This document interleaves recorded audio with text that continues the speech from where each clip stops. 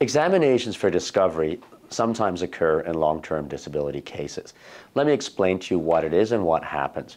You know, you might watch a little TV and see in the United States they have what's called depositions. Well, it's a similar process.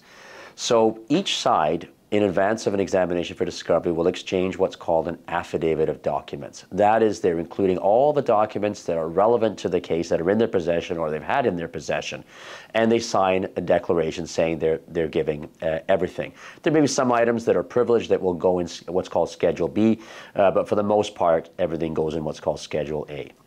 So at the examination for discovery itself, you'll take an oath on a holy book of your choice, or you'll give a solemn affirmation to tell the truth. The lawyer for the insurance company will then ask you questions. Those questions will include some basic information about your age, where you live, who you live with, the home you live in, how long you've lived there.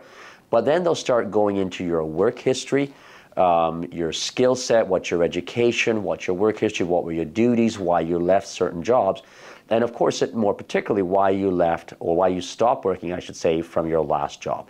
So they'll go through all the complaints that you may have had that ultimately led to you stopping to work. They're going to ask you about your treatment. They're going to ask to probe if you're following the guidelines of your treating practitioners, your specialist and your doctor. They'll ask you if you've been to a counselor, if there's a mental health issue as well. And they'll ask, how long you've been going, what you talk about as well. They're going to ask about your medications. Okay, they'll ask about your functionality at home. Do you do housekeeping? Do you cut the grass? Do you shovel the driveway? Where do you go? Do you travel? Do you go out with friends? So they're really going to probe details about what you may think is your personal life. It is your personal life.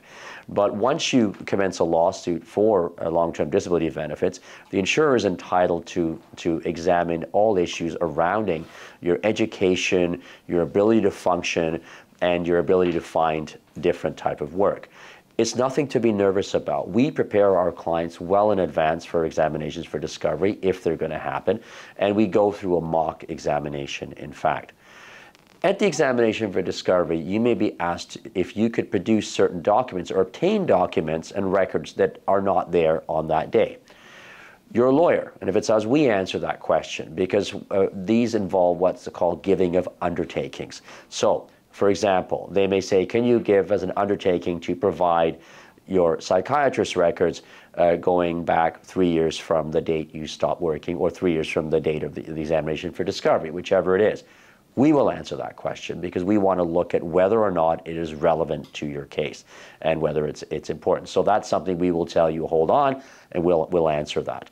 So again, examination for discovery is not something to be afraid of. It tends to happen if there are some credibility issues, if there's really much more information that the insurance company wants to know, if it's a case that involves a pre-existing condition, for example. So a lot of our cases do settle directly at mediation, but some need to go through the examination for discovery process.